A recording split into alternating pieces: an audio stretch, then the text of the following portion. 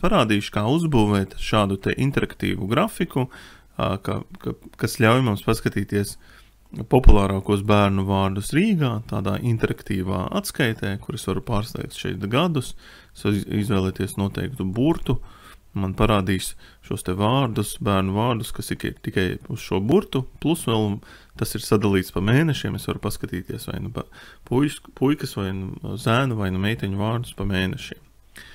Un kā uzbūvēt šo te grafiku, mēs izmantosim Power BI desktop, šādu te rīku, kur ņemsim datus no Rīgas domes mājaslapas, lai uzbūvētu šos te datus.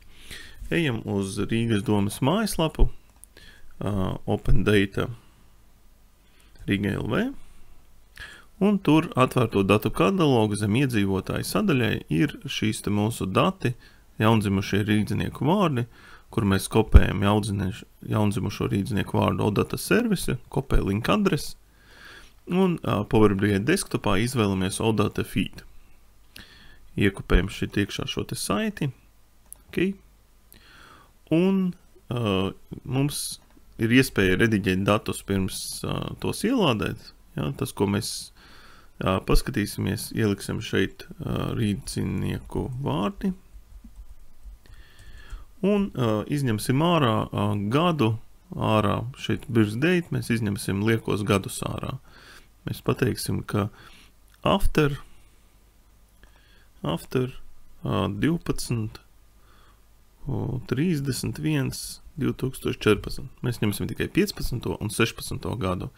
Un mums programmatūra nofiltrē šo te, un mēs sakam ielādēt. Mēs lādējam šos te datus iekšā. Un tad pirmais, ko mēs darīsim, uzbūvēsim nelielu tabuliņu. Tas, kas mums ir first name, mums ir vārds, mēs viņu varam pārsaukt. Mēs sakam rename, sakam vārds. Un ņemam šo te vārdu, ievelkam iekšā, mums parādās visi vārdi, velkam viņu vēlreiz un pasakam count, skaits. Un mēs iegūstam šeit tādu tabuliņu, kurā mums ir sarindoti bērnu vārdi pēc skaita. Ko mēs varam šeit zem otiņas, mēs varam mūsu vārdus palielināt drusku, palielinām, lai varam redzēt. Jā, un mēs redzam, ka vispopulārākais vārds kopumā pa 2 gadiem ir Sofija. Tālāk mēs uztaisīsim šo te gadu un mēnešu filtru. Mēs ieejam iekšā mūsu datu šajā sadaļā, sakam modeling, new column, sakam gads, ir vienāds ar formula ir year, un sakam dzimšanas datums, izvelkam gadu no dzimšanas datuma, mums te parādās 15. Sviežam vēlreiz new column, sakam mēnesis, ir vienāds ar tāpat izvēlamies formulu months, un mums parādās mēnesis, atgriežamies uz šo te sadaļu, velkam ārā gads un izvēlamies šo te slicer kontroli. Tāpat arī palielināsim viņu drusku lielāku. Tā, lai mums šis filtrs ir lielāks. Jā, un tagad nospiežot tikai 15. mums tabuliņu pamainās un rāda tikai 15. gada, un nospiežot 16. mums rāda tikai tos vārdus, kas ir 16. Un redzam, ka 16. pirmajā vietā Sofija un Anna vārdi. Tagad ieliksim šo te ID un arī šādu te ID count un noformatizēsim data label, pateiksim nevis auto, bet none, un mēs redzam, ka kopumā ir 10,332 bērni šajā sarakstā, kur 15. gadā ir 784 un 2747. Tā, tālāk skatāmies kontu, un tālāk mēs gribam uzbūvēt pašu šo te mākoni vārdu.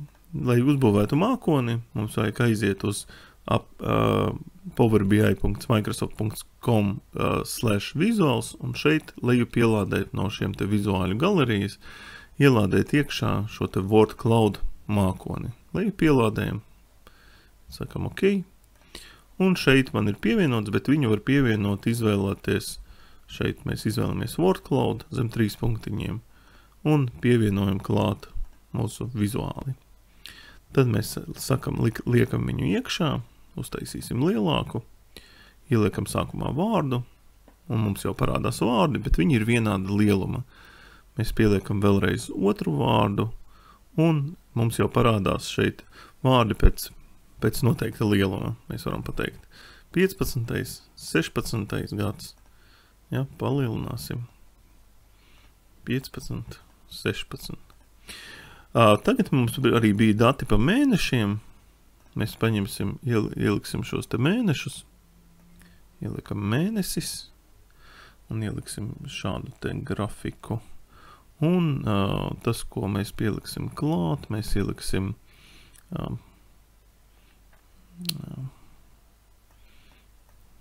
bērnu vārdu skaits. Tas ir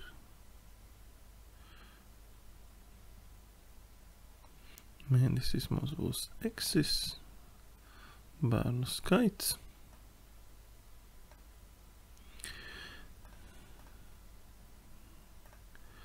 Bet un šeit mums ir bērnu skaits sadalījumā pa mēnešiem, bet tas, ko mēs gribētu sadalīt, tā kā bija mūsu piemērā, tātad meitenes un zēni.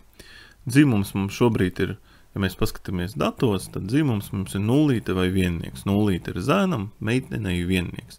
Un mēs gribētu uztaisīt normālāku šo te virsrakstu. Mēs atkal taisam jauna kolonna, sakam dzimums ir vienāds un izmantosim if funkciju. Mēs teiksim, ja šī te kolonna ir vienāda ar nullīti, tad zēns un attiecīgi negadījumā būs meitenē.